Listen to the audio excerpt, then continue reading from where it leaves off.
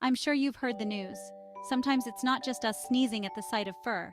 Turns out some cats might just be allergic to humans. Imagine this, you're chilling with your feline friend and suddenly it's a sneeze fest. But not from you, from your cat. Now, before you start blaming your perfume or the dust, consider this wild fact. Some cats are actually allergic to humans. Researchers have found that cats can develop allergies to human dander.